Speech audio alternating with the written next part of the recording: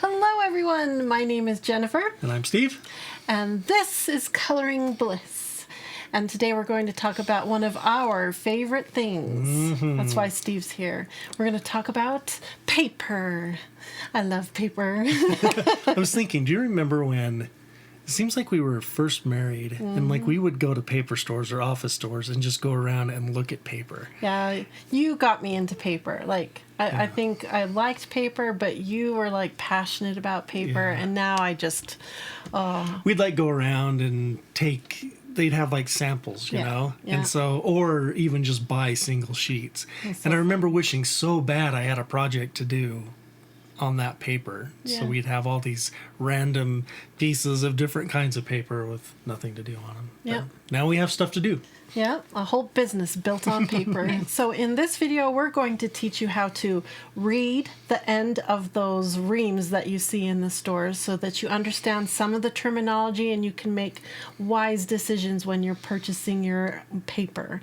But most importantly, I'm going to teach you what my favorite papers are for things like color pencil, marker, mixed media, because it's all a little bit different. Yeah. We're going to have so much fun. And we're going to teach you, why some paper is better for certain printers, a little bit of that too. So let's talk about the best paper for coloring. Okay, so I have a ream of paper right here, and we've actually done a video about this a couple of years ago, and we thought it was about time that we updated it and give you some current knowledge on our papers. Some of the papers are the same, most of the main ones are, but we have some new ones to talk about. So first I want to talk about the end of the ream where all the good information is. We're going to give just a little bit of information, and because it would take too long to go over every single spec here, but I want you to know the most important things about the end of the ream if you go shopping for paper, because it's a little confusing. If you want to get into the nitty-gritty about what everything, like what does that 175 grams per meter squared and the 80 pound, if you want to know about all of that kind of stuff, we're doing an awesome 3-part video series with the Bliss Partners that Steve's running. He's been doing printing and working with printers and paper for over 20 years, you guys. Tons of information he has to give to us, and he's going to do that in this 3-part series. So come and join us for all of his amazing knowledge. But briefly, when you look at the end of a ream, it's going to give you some really vital information. First of all, the color of the paper that is inside the ream. That's really important, okay? Obviously. And then we've got at the top these words here. And briefly, what do these words mean, Steve? The main thing that you're going to see is vellum. That means it has a little texture. That's so important. Yeah. The vellum. And both Bristol and cover refer to cardstock. So it's a textured cardstock. Okay. And digital means you can use it in your home printer. Okay. Perfect.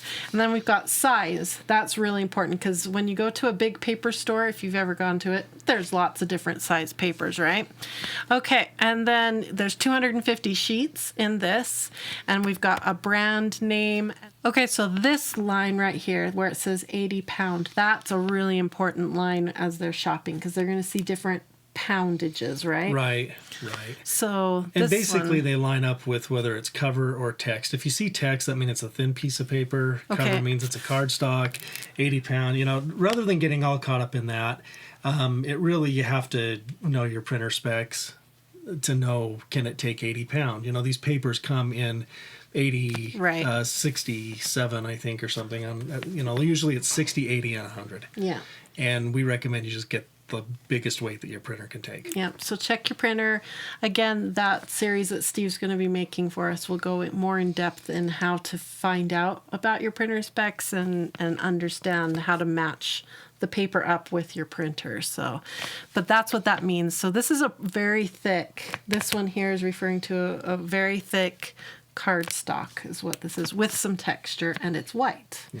That's what this says. And it's a reasonably thick, because Bristol is actually a lighter cardstock. Okay, so for comparison, so you can kind of understand, here's another ream with a different end here, and you can see the different poundages here. But all the same sort of information is here, right? We've got the size. It's saying it's copy cover, but here we've got 100 pound, and then if you look at the GM squared. GM squared.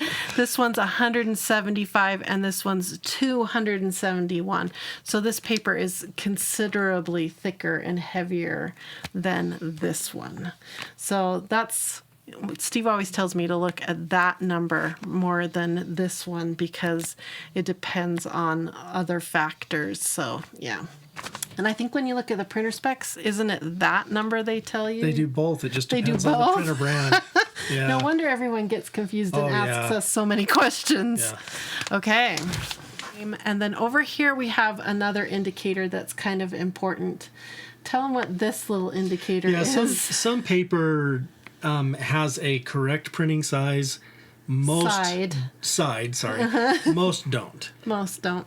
This one, though, the best texture is going to be on that side. That So when you particular print it, you want to make sure that the paper is on that side and you'll get the best results. However, if you print on the other side, I doubt you'd even notice a No, difference. I've never noticed I a think it has difference more to on- do with the offset press and big printing industry and all that, honestly. Yeah, so they would know how to load it into their giant printer because they load a ream at a time, right?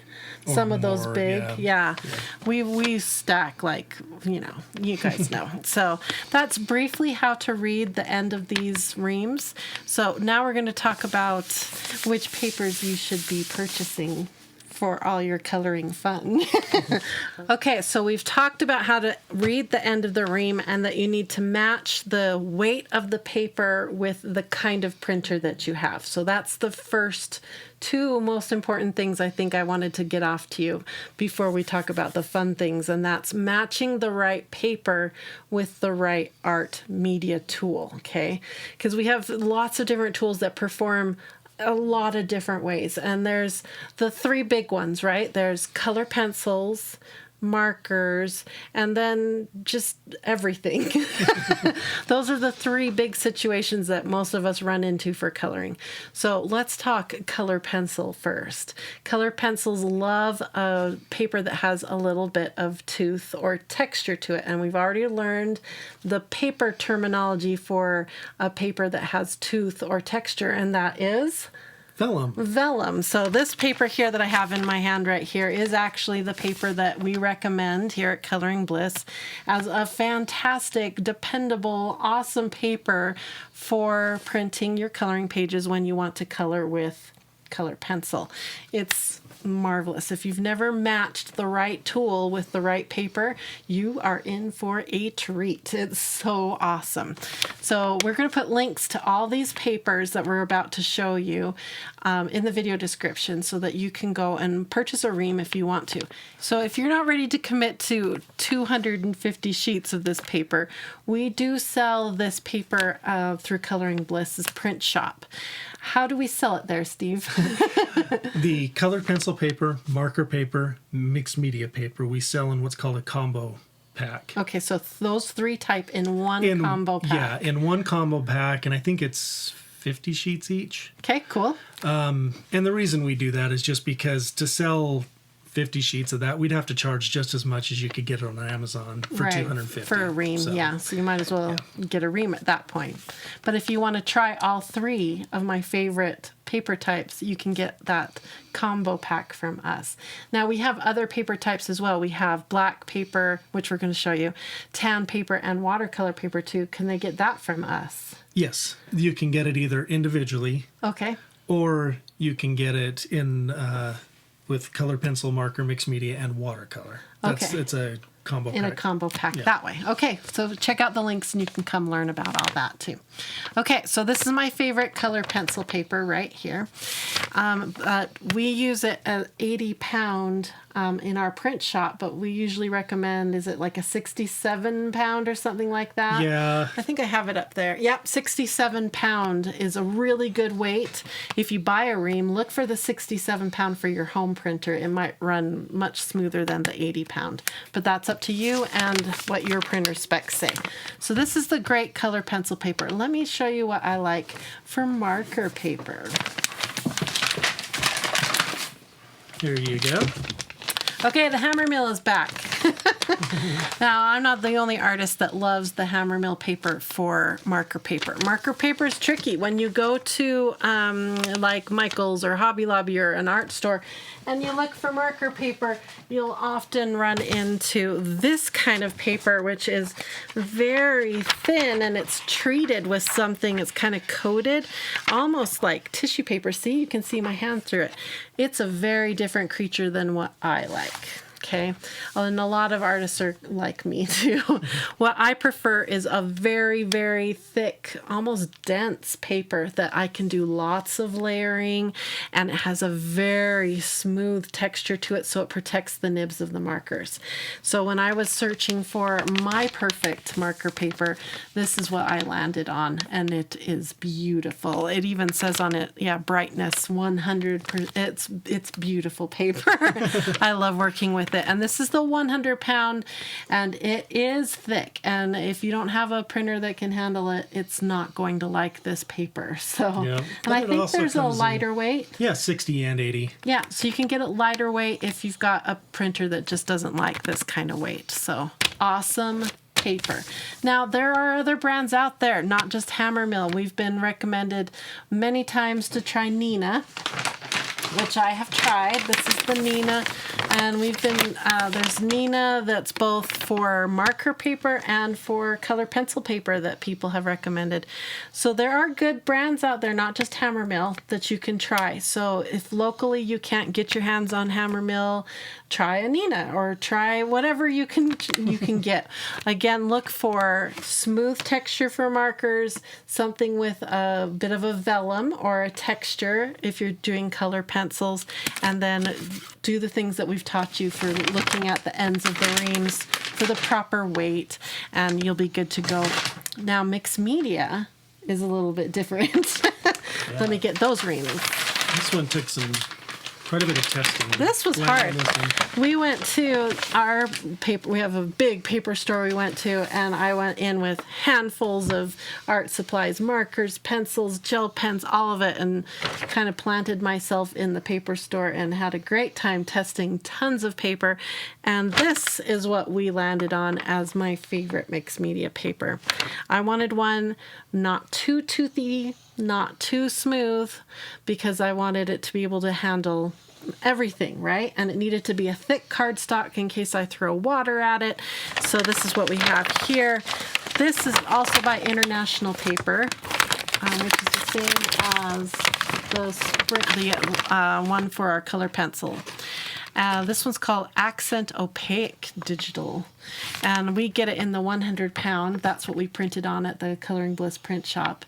But do they have other weights they can get? Yeah, they also have 60, 65, whatever it is, and 80. Yeah, so this is an awesome paper. Just enough texture to get the color pencils laying down layers and getting your gel pens going, but not too much to tear up the nibs on your markers. So it's a really good, beautiful... Our Goldilocks paper. Yeah, that's a good way of saying it. The other thing that's kind of cool about that paper, that's very unique to that paper, is that even though technically it doesn't have two sides, it does. Oh, it does. Yeah, and one side is more smooth than the other. Really? And so whenever we print, we always print on the side that has a little more texture. But if you were to get it and you were doing just markers, you could turn it over and just do the smooth side. Yeah. Yeah. Interesting. So it's a really cool paper. Yeah. I bet you didn't know all this about just a piece of white cardstock now, did you? Oh, paper stores are so much fun, you guys. Okay. The next paper that we wanted to get for all of you was watercolor. This one was a journey and oh, so difficult. We learned so much. We've done whole videos Several on this. $100s and we spent so much money and so much research. So I'm not going to bore you because there's an entire video we did dedicated to this watercolor paper. In fact, I'm going to link that video in case you want to go learn about it.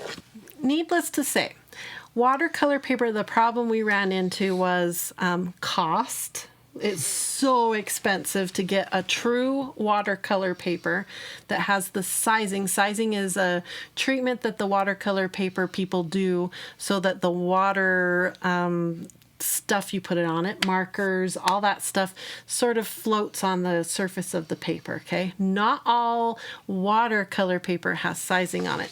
So to find a true watercolor paper that didn't break the bank to make our books cost $100 a pop, or a watercolor paper that didn't have so much texture that you can't print on it, or a watercolor paper that wasn't so thick that you couldn't send it through a printer successfully every single time.